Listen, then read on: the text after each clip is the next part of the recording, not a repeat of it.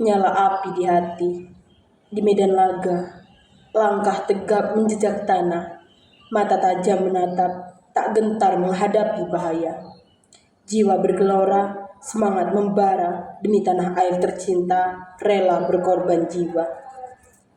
Tangan menggenggam senjata, hati teguh bertekad, melawan kezoliman, membela yang terinjak. Langkah demi langkah, maju tak henti, menorehkan sejarah, tinta kejayaan abadi. Walau tubuh terluka, darah mengucur deras, semangat tak padam, tekad tak surut deras.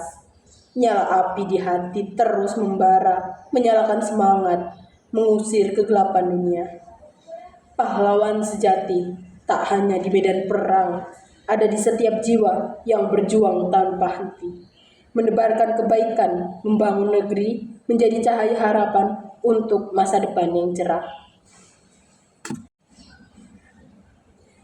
Mata Luka Sengkon Karta, karya Peri Sandi.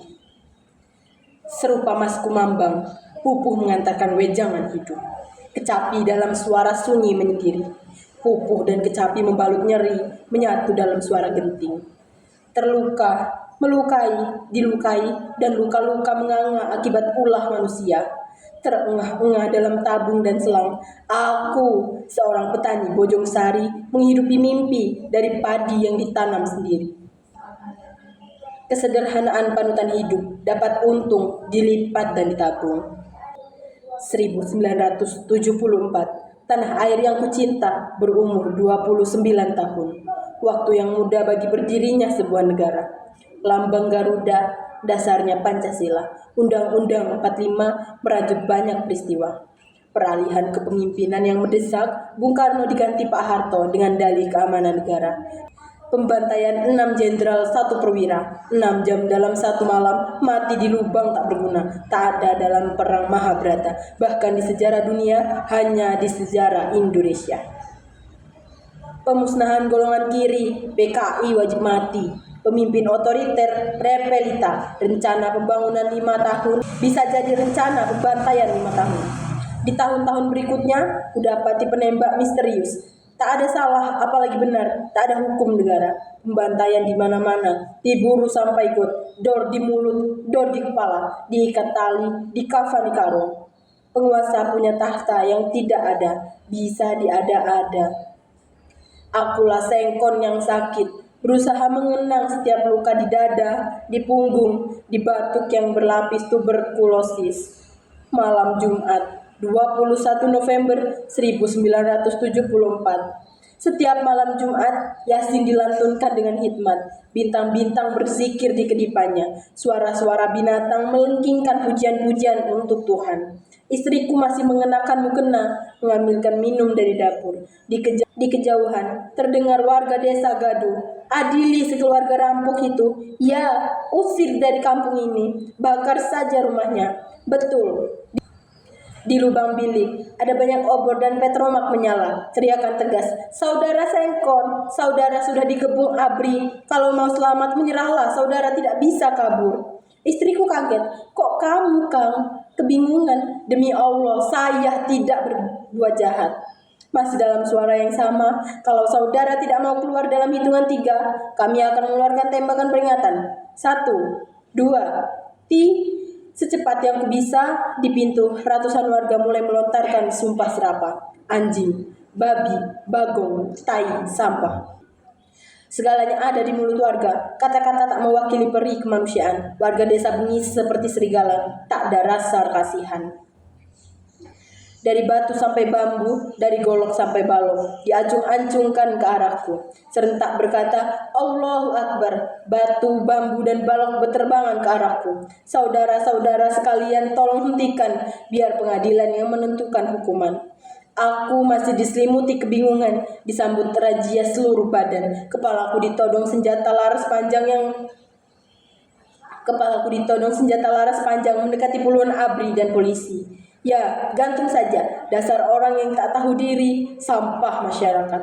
Anjing, dulur aing paeh gara-gara sia, anjing, duk dak. Aku dikerumuni pukulan warga. ABRI dan polisi ikut-ikutan menendang. Dar, suara tembakan di langit terdengar sayu. Aku terkapar di tanah.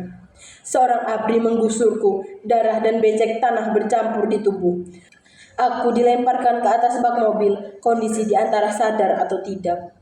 Selang kejadian, sesosok tubuh dilemparkan lagi ke atas bak mobil. Kuperhatikan wajah yang penuh luka itu. Karta. Kami ditangkap atas tuduhan perampokan juga pembunuhan. Sajak pertemuan mahasiswa. Matahari terbit pagi ini, mencium bau kencing orok di kaki langit, melihat kali coklat menjalar ke lautan, dan mendengar dengung lebah di dalam hutan. Lalu kini ia dua penggalah tingginya, dan ia menjadi saksi kita berkumpul di sini memeriksa keadaan. Kita bertanya, kenapa maksud baik tidak selalu berguna? Kenapa maksud baik dan maksud baik bisa berlaga? Orang berkata, kami ada maksud baik. Dan kita bertanya, maksud baik untuk siapa? Ya, ada yang jaya, ada yang terhina. Ada yang bersenjata, ada yang terluka. Ada yang duduk, ada yang diduduki. Ada yang berlimpah, ada yang terkuras. Dan kita di sini bertanya, maksud baik saudara untuk siapa? Saudara berdiri di pihak yang mana? Kenapa maksud baik dilakukan tetapi makin banyak petani kehilangan tanahnya? Tanah-tanah di gunung telah dimiliki orang-orang kota. Perkebunan yang luas hanya menguntungkan segolongan kecil saja. Alat-alat kemajuan yang diimpor tidak cocok untuk petani yang sempit tanahnya. Tentu kita bertanya, lantas maksud baik saudara untuk siapa? Sekarang matahari semakin tinggi, lalu akan bertahta juga di puncak kepala. Dan di dalam udara yang panas kita juga bertanya, kita ini dididik untuk memihak yang mana? Ilmu-ilmu yang diajarkan di sini akan menjadi alat pembebasan ataukah alat penindasan. Sebentar lagi, matahari akan tenggelam, malam akan tiba. Cicak-cicak berbunyi di tembok dan rembulan berlayar. Tetapi pertanyaan kita tidak akan mereda, akan hidup di dalam mimpi, akan tumbuh di kebun belakang. Dan esok hari, matahari akan terbit kembali, sementara hari baru menjelma. Pertanyaan-pertanyaan kita menjadi hutan, atau masuk ke sungai menjadi ombak di samudra. Di bawah matahari ini, kita bertanya, ada yang menangis, ada yang mendera.